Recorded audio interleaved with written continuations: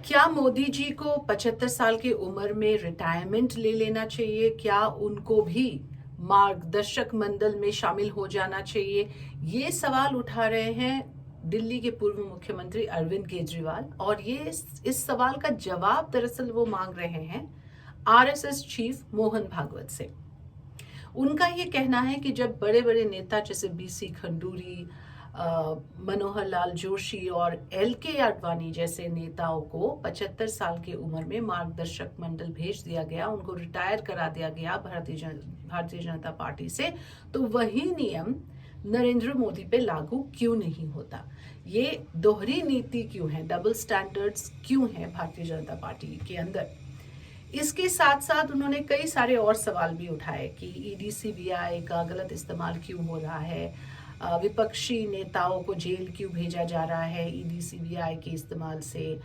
दूसरा ये कि भ्रष्ट नेताओं को बीजेपी में क्यों लिया जा रहा है, वही नेता जिनको भारतीय जनता पार्टी भ्रष्ट मानते हैं, भ्रष्ट होने का इल्जाम लगाते हैं, उन्हीं नेताओं को फिर पार्टी में क्यों शामिल किया जाता है? क्यों भारतीय जनता पार्टी अपने पावर का गलत इस्तेमाल करके दूसरे राजनीतिक दलों को तोड़ते हैं? और फिर ये भी सवाल उठाए हैं कि क्यों कुछ जो पार्टी के नेता है जैसे जेपी नड्डा जी है, उन्होंने ऐसा क्यों कहा कि BJP can survive without RSS, BJP को अभी आरएसएस की ज़रूरत नहीं है।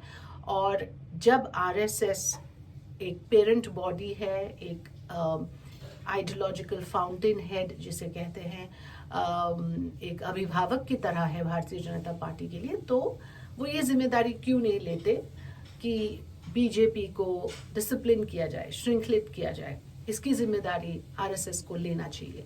तो ये सारी चीज़ें अरविंद केजरीवाल ने कहा एक स्पीच में। ये उनका पहला स्पीच था जेल से निकलने के बाद। एक बहुत बड़ा रैली उन्होंने एड्रेस किया, रिज़ाइन किया चीफ मिनिस्टर के पद से, मुख्यमंत्री के पद से रिज़ाइन करने के बाद। दरअसल ये सबसे पहला उनका मेजर पब्लिक एड्रेस था। उसके अंदर उन्होंने ये 5 सवाल उठाए और इन सवालों का जवाब, जैसे कि मैंने कहा, मोहन भागवत जी से मांगा जा रहा है। तो ये काफ़ी दिलचस्प है कि आखिरकार ये सवाल मोहन भागवत जी को संबोधित करके क्यों कहा जा रहा है, क्यों उनको संबोधित किया जा रहा है, भारतीय जनता पार्टी को क्यों नहीं?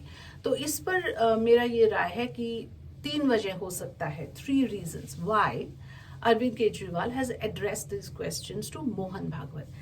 पहला कारण ये हो सकता है कि वो चाहते हैं कि फिलहाल जो स्थिति बना हुआ है बीजेपी और आरएसएस के बीच, कुछ दरार पैदा हो गए। मोहन भागवत जी ने मोदी जी के कुछ बयानों पर ऐतराज जाहिर किया, तो उसी को आगे लेते हुए, या फिर कह लीजिए उसी आग को बढ़ाने के लिए, ये आरएसएस को कहा जा रहा है कि देखिए बीजेपी में ये चल रहा है।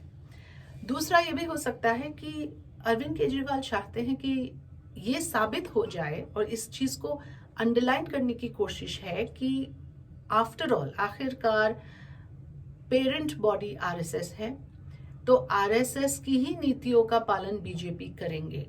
और जो लोग ये समझते हैं और भारतीय जनता पार्टी को सपोर्ट करते हैं ये सोचते हुए कि आरएसएस की जो राइटिस्ट या फार राइट पॉलिसीज है उस पर उससे थोड़ा सा भारतीय जनता पार्टी डिस्टेंट, या वही उनकी नीति नहीं है, उन लोगों को अपनी तरफ करने की कोशिश हो सकता है।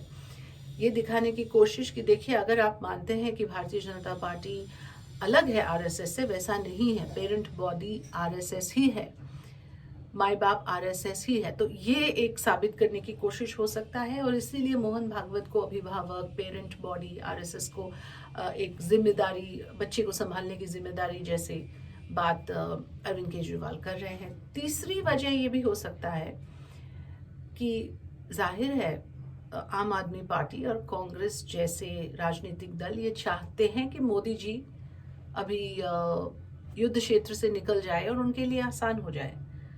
मतलब 5 सवाल में से सबसे जो पावरफुल सवाल है वो यही है कि दोहरी नीति क्यों है? जब आपने इन नेताओं को मार्गदर्शक मंडल भेज दिया 75 साल में, वही नियम मोदी जी पे लागू क्यों नहीं होता? ये बाकी सवाल तो विपक्षी नेता बार बार उठाते रहते हैं, और ये सवाल भी उठाया है। लेकिन मोहन भागवत जी को संबोधित करते हुए शायद पहली बार ये सवाल उठाए जा रहे हैं। हालांकि इसमें यह है कि कुछ नेता, कुछ विश्लेषक ऐसे भी हैं जो ये मानते हैं कि अरविंद केजरीवाल की ये गलत मूव है।